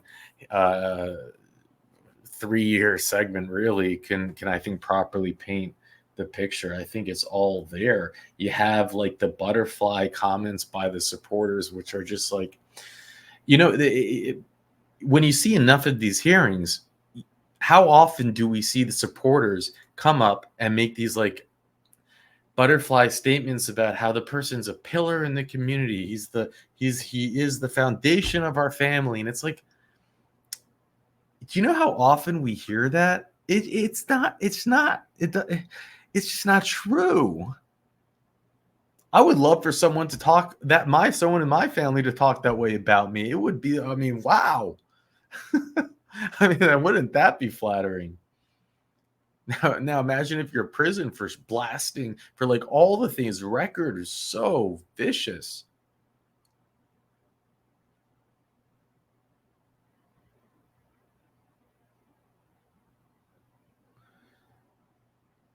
Oof. There's no appeals. Remember, there's no documents. This happened along there. So there's nothing to go over. It's just me kind of getting stuff off of my chest after watching these hearings. And I know we've been here a long time, so I'm not going to really go on much longer. But I do wonder if it's going to be another 2 years, or if that legislation has been updated, if he's going to have to wait a little bit longer for another hearing because of the new laws, if he's going to have to face now, because the new governor came and passed newer laws that he has to, that inmates after a certain time have to serve 85% of their sentence. So that's a little unclear to me if it's retroactive for these type of cases. So Sir Richard or others can put that in the comment section, and maybe I'll pin it or put it in the description. But if you like these hearings, remember to go to the playlist. It's the Return of playlist. It's where we follow the repeat hearings, and we have all different versions of return ofs. We have those that are paroled and then revoked, those that are commuted and paroled, those that are parole revoked and then given off, let a second chance and then revoked again. So there's a lot of craziness that we have seen, and it's only going to continue. But there we go. I think we saw, as the survivor really said, I think that it it paints this picture. Good always triumphs evil. And Mr. Natsa is not here to tell me to wrap it up, but I will. And with that, I'll let you go. And I will not call him by his name because he does not deserve that respect from me. I will call him what he is, a violent, evil being. No matter what happens today, I hope he wakes up every morning and goes to bed every night knowing I won. I am not a victim. I am a survivor. I put good into this world. When I take my last breath on this earth, I will be remembered, I will be mourned, and I will be missed. When he takes his last breath, the earth will sigh a breath of relief because the evil is gone. I am and always will be the good in the world, and he will always be the evil. And in the end, good always triumphs evil.